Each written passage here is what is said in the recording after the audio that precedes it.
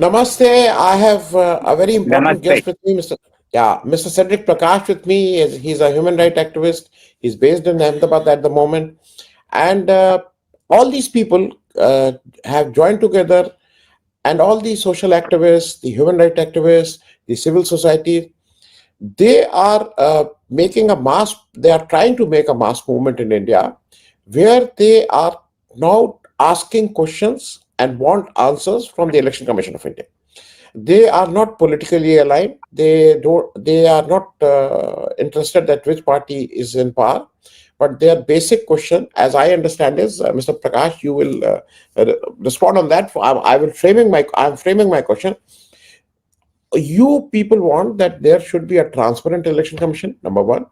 Number two, more importantly, you want that the people must be the right given by the constitution of this country and the right to vote, which is their basic right. And because of this is the not only the basic right, it is the stepping stone for a lot of things which this Constitution of India guarantees them.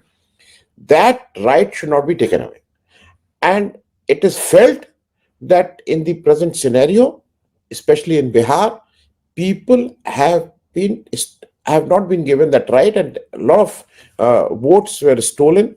So the election, which has just now concluded, it is not legally, technically transparent and legally a legal thing, which has the sanction of the constitution. So you want that, first of all, election commission should come out with the answers which you people are raising, and secondly, there should be a valid election in Bihar. So I would like you to give your opinion what you people want at the moment, because you are also pursuing a letter and you are writing to the Election Commission of India. What is your basic idea is, Mr. Prakash? Well, thank you, sir. Thank you, Mr. Anand, for having me on your channel and for asking not merely these sensitive, but with these very important and very relevant questions.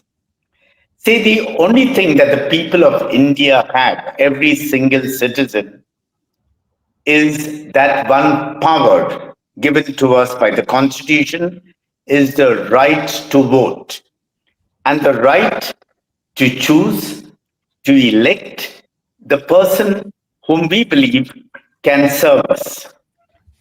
And right from the beginning, from the earliest days, the Election Commission of India is meant to be seen as a constitutional authority which is not going to take sides, which is going to be impartial, which is going to be objective, which is going to be transparent. Unfortunately, I will very categorically say, and like so many others, it is not about human rights activists or civil society only. Plenty of academics, plenty of media personalities, and plenty others are saying that this current Election Commission of India is not transparent. They are taking sides. So now, if one political party say just now, let's say I'm apolitical, I have no brief for any single political party, as you have just very clearly mentioned in your question to me. But one political party, I'm saying the Congress, one of their key leaders, Rahul Gandhi, has brought out this whole dimension of vote chori. Now, he has brought it out apparently with hard facts, with evidence. Now, the point is, why isn't the Election Commission of India not responding point by point to the facts which are incontrovertible, which are there in the public, with evidence? Why are they not relying to that? Why are they obfuscating and going, defocusing from the facts that he brings up? The second thing is, how is that one political party suddenly takes sides of the Election Commission? If one political party is finding fault with it, let the Election Commission, being a constitutional authority, have the guts and gumption to be responding to it. That is vote chori. Secondly, it's about vote kharidi. I mean, after the elections are announced, How do you start distributing money, and just putting in money? We have seen what has happened in Bihar just a few days before elections. People have just got money. One thing, a lot of promises are made by all the political parties, a lot of promises are made by many people across the board. And that is part of the election game, which many of us do not.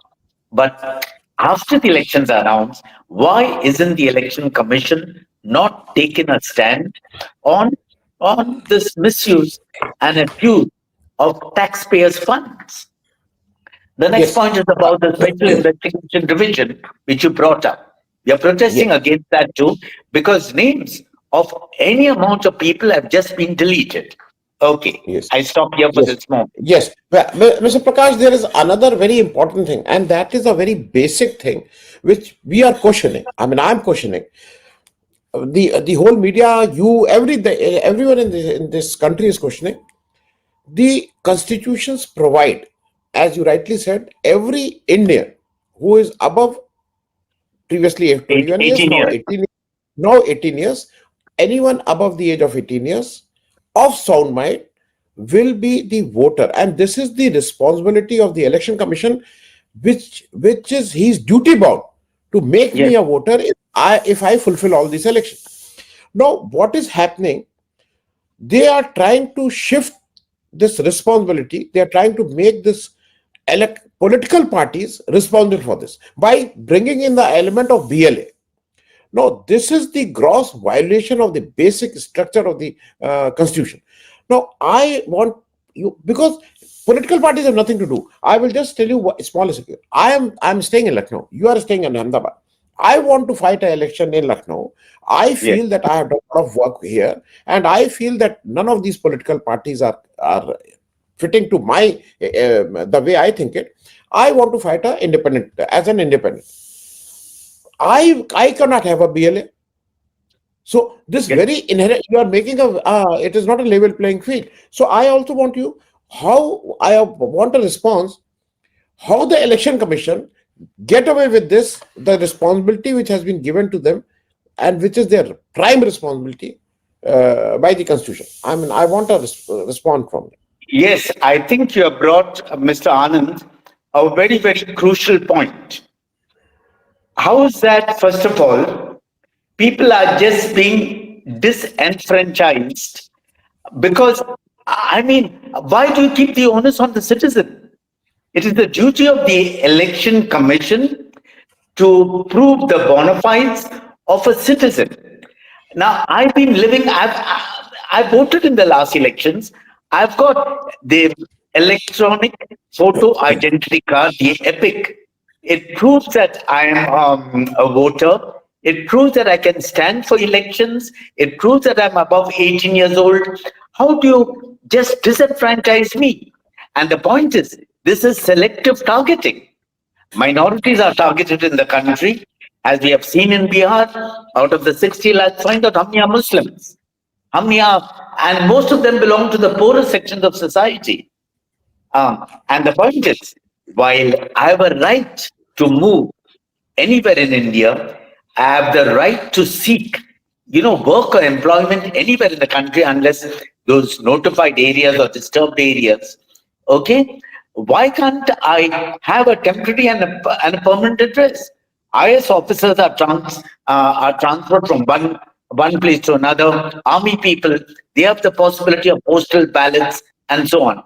So there are three things we need to look into: is the way the whole system, which is meant to be citizen friendly, it is meant to be on the side of the citizen of India. The way this system is manipulated, is made fraud, is cheating the electorate. Secondly, the whole effort to take away, to negate, to disenfranchise bona fide citizen and even deny them the right to exercise, not only to exercise their franchise, but to stand for elections. And the third, which is very, very important, this whole question of putting the onus on the citizen to order to prove himself herself, whereas it is the duty and responsibility, the constitutional duty and responsibility of the Election Commission of India. The Election Commission of India has failed the people of India. Yes, yes. And Mr. Prakash, I must tell my audience why the and I want a reaction from you. The way I think it, why the constitution, when the Constituent Assembly, the framework of the constitution, the people who discuss, why they said it will be the responsibility of the election commission. There is a spirit behind it, because Yes, in 1997 and today also, yes, if you make it that I will apply and then you will grant, there is a sizable number of section of the society who will not be able to do this yeah, because of their, I mean, because of a number of reasons. I'm not going into that.